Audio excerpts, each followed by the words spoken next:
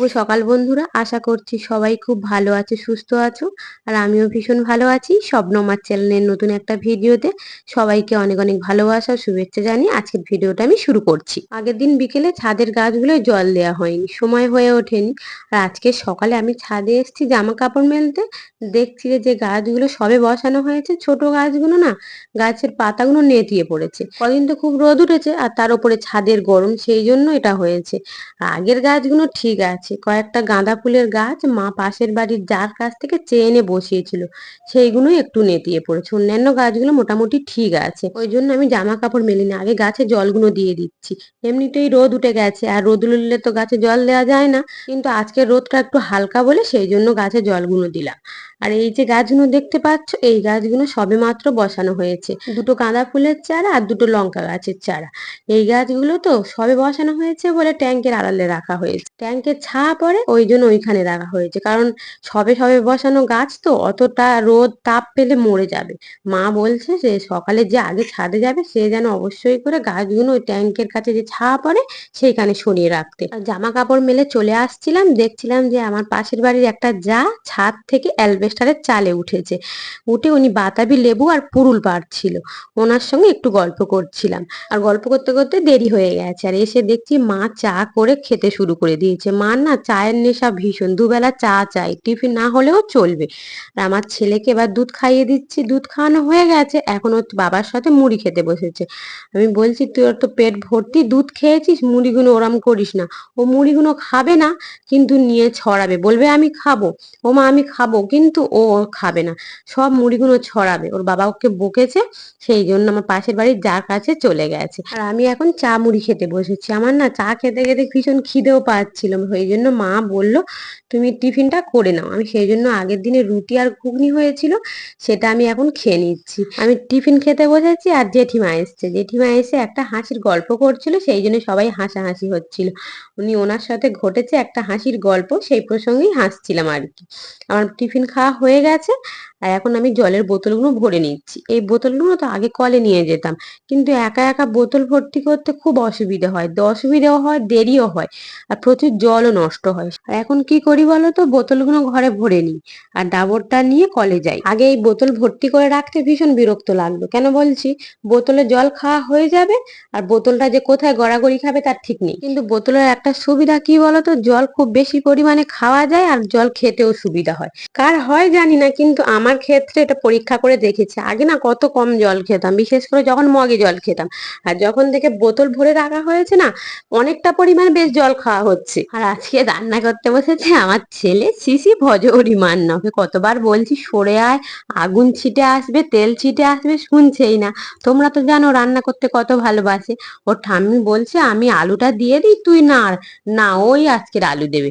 আর আজকের আমাদের বাড়িতে দেশি মুরগি রান্না হচ্ছে, অনেকদিন পরে দেশি মুরগি হচ্ছে। দেশি মুরগি খেতে ভীষণ ভালো লাগে, আর সত্যি কথা বলতে কি পোল্ট্রি মুরগি খেতে না একদম ভালো লাগে না, তার থেকে মাংস খাবো না তাও ভালো। আর আজকাল তো দেশি মুরগি পাওয়াই যায় না, যদিও বা পাওয়া যায় যে হারে দাম সে বলার কথা নয়। তবে কিন্তু দেশি মুরগি খেয়ে একটা তৃপ্তি আছে, যেটা পোল্ট্রি মুরগির মধ্যে নেই। আর এখন মাংস তো জল ভাত হয়ে গেছে, মাংস বললেই মাংস রান্না হচ্ছে। বাপের বাড়িতে যখনই বলছি মাংস, দুবেলা বললে দুবেলা, আর শ্বশুর বাড়িতেও দুবেলা বললে দুবেলা।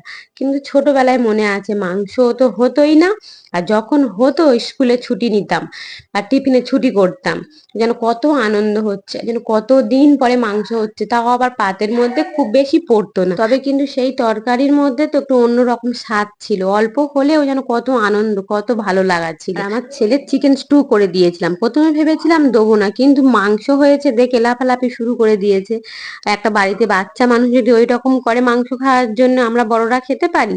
কিন্তু এদিকে শরীর ভীষণ হেলদি হয়ে গেছে, বারবার ডাক্তার বলছে শরীর কমাও, শরীর কমাও, কোনো কিছুতেই কমানো যাচ্ছে না। কি করবো, এটা চিন্তার বড় কারণ হয়ে উঠেছে আমার ছেলের এই ভারী শরীরটার জন্য। দেখো খাওয়াতে বসেছি, মাংসর বাটি নিয়ে কাড়াকাড়ি শুরু করে দিয়েছে, মাংস মাছ খেতে ভীষণ ভালোবাসে। আর দুপুরে খাওয়া দাওয়া সেরে এখন আমরা এসেছি ব্যাংকে। এই যে এতগুলো টাকা দেখতে পাচ্ছি, এইগুলো কিন্তু এক টাকাও আমার টাকা নাই, সম্পূর্ণ গ্রুপের টাকা। আমি শুধু বলছিলাম যে ইস, এত এত টাকা একটু হাতে তো নিয়ে দেখি, আমরা মেয়ে ছেলে এত টাকা আমাদের আর হবে কবে, সে তো জানি না। তবে তোমরা কেউ ভেবো না যেটা ইউটিউবের টাকা, আমি যে স্বনির্ভর গোষ্ঠী চালাই, সেই স্বনির্ভর গোষ্ঠীর সদস্যদের টাকা এই যে ব্যাংকে ফেলতে এসেছি টাকাটা। এখন বাজে দুপুর 2টো, তাই দেরি হয়ে গেছে। টাকা গুনে ফর্ম ফিল আপ করে টাকা জমা দিতে তো 2:30 বেজে গেছে, আর 2:30-র সময় তোদের লাঞ্চ টাইম, সেই জন্য অনেকটা দেরি হয়ে গেছে। আমি তবে ভাত টাত খেয়ে তারপরে এসছি। আর এখন সন্ধে হয়ে গেছে, আমরা সবাই চা খেতে বসেছি, আর মা হচ্ছে আমার ছেলেকে দুধ খাইয়ে দিচ্ছে।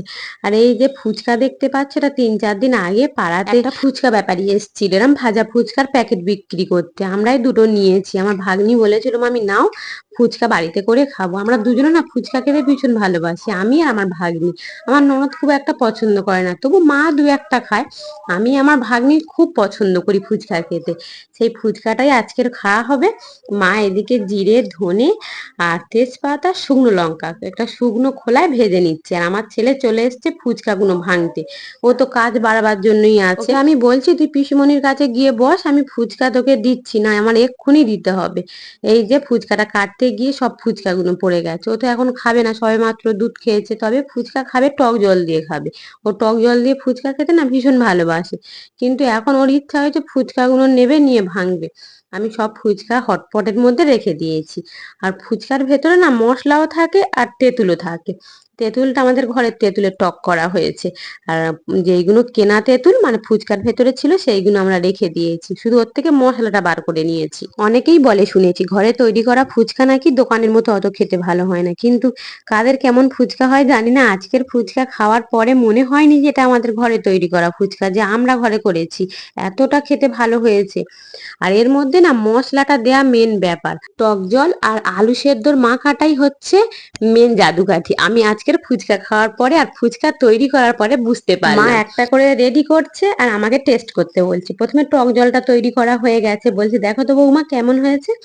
আমি বলছি আমি একা খাবো না, যদি খারাপ হয়। তখন মা বলছে ঠিক আছে আগে তুমি খাও, তারপর আমিও টেস্ট করে দেখছি কেমন হয়েছে। দুজন মিলে টেস্ট করলে তো নুন ঝাল কেমন হয়েছে বোঝা যায়। আর এই আলু মাখায় যে মটর সিদ্ধটা দিলাম তোমরা দেখতে পাচ্ছ, এই মটর সিদ্ধটা হচ্ছে আগের দিনে ঘুগনি হয়েছিল, তার থেকে সেদ্ধ মটর তুলে ফ্রিজে রাখা হয়েছিল। মার মনে ছিল এটা রাখার কথা, আমার কিন্তু একটুও মনে নেই। মা বলছিল বৌমা তোমরা যে বলছিলে ফুচকা খাবে, ফুচকায় তো একটু মটর সিদ্ধ দিতে হবে, সেই জন্য তুলে রাখো, সেই জন্যই আমি তুলে রেখেছিলাম। আর মা এদিকে টেস্ট করছে আলু সেদ্ধটা কেমন হয়েছে। আমি তো বলছি খুব ভালো হয়েছে। মা একদম যেরকম ফুচকাওয়ালারা ফুচকা মাখে, মাঝে মাঝে টক জল ছড়া দিয়ে ফুচকা মাখে, তেমনই মাখছিল আলু সেদ্ধটা। আর আমার ভাগ্নি বাড়িতে পড়ছিল, ফুচকা সমস্ত রেডি হয়ে গেছে, ওকে ফোন করলাম, তারপরে ও এসছে। ফুচকার আসরে আমার ছেলে এই বসে পড়েছে ফুচকা খেতে, ওকে টক জল দিয়ে ফুচকাটা সবার আগে দেয়া হয়েছে। এত ভালো হয়েছে না ফুচকাটা ভাবতে পারবে না। ঘরের তেঁতুল তো, কালো তেঁতুল করা ছিল, এটা আমার দিদি শাশুড়ি করে রেখেছে, মানে আমার শাশুড়ি মার মা করে রেখেছে। মায়ের পক্ষ থেকে দিদি শাশুড়ি বললাম। আর ফুচকাটা এত ভালো হয়েছে খেতে ভাবতে পারবে না। ফুচকার ভিডিও এডিট করতে করতে না আমার জিভে জল চলে এসছে। আমি এতটাই ফুচকা ভালোবাসি, মানে যেখানেই ফুচকা দেখি যেন খেতে ইচ্ছে হয়। আর ভিডিওটা হয়েছিল আগের দিনে, আর পরের দিনে ভিডিওটা সন্ধ্যেবেলা আমি এডিট করছি। আর এডিট করতে করতে যখন ভয়েস দিচ্ছি, আর ফুচকার সব খাওয়া দেখে না আমার জিভে জল চলে আসছে। আর যখনই ভয়েস ওভার দিচ্ছে আমার জিভে জল চলে আসছে, সেজন্য বারবার কেটে কেটে ভয়েস ওভার দিতে হচ্ছে। আর এদিকে ফুচকাওয়ালারই ফুচকা খাওয়া হচ্ছে না, মানে মাই ফুচকা খেতে পাচ্ছে না। আমাদের সবাইকে ফুচকা দিচ্ছে, উনি আর খেতে পাচ্ছে না। সেই জন্য আমার ভাগ্নিকে বললাম তোর প্লেটে ফুচকা নিয়ে নিয়ে আর দিদাকে খাইয়ে দে। সেই জন্য আমার ভাগ্নি মাকে ফুচকাটা নিয়ে গালে দিচ্ছিল। আর দিদি ভাই মানে আমার ননদ বলছিল মা আমরা যেভাবে ফুচকার আসন নিয়ে বসেছি, রাত্রে মনে হয় আর কিছু খেতেই হবে না, ফুচকা খেয়েই পেট ভরে যাবে। এই নিয়ে একটু হাসাহাসি হচ্ছিল। আর ফুচকার টক জলটা যেমন সুন্দর হয়েছে, ঠিক তেমনই টকও হয়েছে। মানে প্রথমের দিকে না টক জলটা খেয়ে গা শিলিয়ে উঠেছে একদম, তবু আমরা খেয়েছি।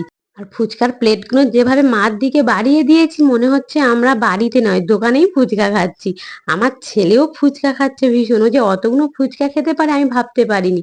ও কন্টিনিউ ফুচকা খেয়ে যাচ্ছে, তবে কিন্তু আলু সেদ্ধ দিয়ে নয়, টক জলের মধ্যে চুবিয়ে চুবিয়ে নরম করে ফুচকাগুলো খাচ্ছে। আর ফুচকা খাওয়ার জন্য সব যেন কাড়াকাড়ি বেঁধে গেছে, আমি আমার ভাগ্নি আমার ছেলে এমন করছি।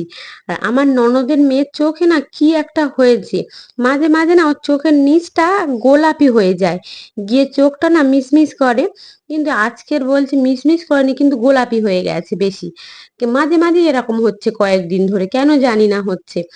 ডাক্তারখানায় নিয়ে গেছে, ডাক্তার বলছে এটা ভাইরাস। আর এখন রাতের বেলা পরোটা করছি, তোমাদের দাদা ভাইকে ফোন করেছিলাম কি খাবে, ও বলছে পরোটা খাবো। ও তো আর জানে না যে আমরা ফুচকা খেয়েছি অনেকগুলো। এক্ষুনি বলবে তোমরা ফুচকা খেয়েছো তাতে আমার কি খিদে পাইনি। সেই জন্য বললো আজকে পরোটা করতে, সেই জন্য পরোটা করা হচ্ছে। আর রুটি বলো পরোটা বলো, আমি তো ভালো বেলতে পারি না, সেই জন্য মা বেলে বেলে দিয়ে যাচ্ছে, আমার ছেলের কাছে যাচ্ছে। ও তো বারবার এইখানে চলে আসছে রান্নাঘরে আমি কি রান্না করছি দেখার জন্য। আর যেহেতু পরোটা হচ্ছে, গরম করার তেল আছে গরম, সেই জন্য মা ওর কাছে আছে। মা অনেকগুলো পরোটা বেলে দিয়ে তারপরে যাচ্ছে, আর এখন সমস্ত পরোটা বেলে দিয়েই গেছে। আমি না খুব ভালো পরোটা বলো রুটি বলো বেলতে পারি না। আমাদের পরোটা হয়ে যাওয়ার পরে আমার ছেলের জন্য দুটো রুটি করেছিলাম, ও একটাই রুটি খায়, তবু দুটো রুটি করেছি, কারণ সব সময় তো একটা রুটি ফোলে না, একটুকে ফুলো রুটি দিই, নরম হয় আর দুধের মধ্যে তাড়াতাড়ি ভিজে যায়। ওই জন্য ওর খাওয়ানো হয়ে গেছে, এখন ওকে ঘুম পাড়াতে এসেছি। আর ওর না প্রতিদিন ঘুমানোর সময় একটা বাজে অভ্যেস আছে, ফিটার না দিলে ও ঘুমাবেই না, ফিটার দিতে হবে, এমন একটা অভ্যেস। ফিটারে ও দুধ খায় না, কিন্তু জল ওকে দিতেই হবে, সেটা দুবেলা, দুপুরবেলা আর রাত্রেবেলা ঘুমানোর আগে। এইটা একদম বাঁধা ধরা নিয়ম, ওর জলটাই দিতে হবে। আর এখন অনেক রাত হয়ে গেছে, ওকে ঘুম পাড়াতে এসেছি। আজকের ভিডিওটা আমি এইখানেই শেষ করছি। খুব তাড়াতাড়ি দেখা হচ্ছে নতুন একটা সুন্দর ভিডিওর সাথে। ততদিনে সবাই খুব ভালো থেকো, সুস্থ থেকো। শুভরাত্রি সবাইকে, টাটা।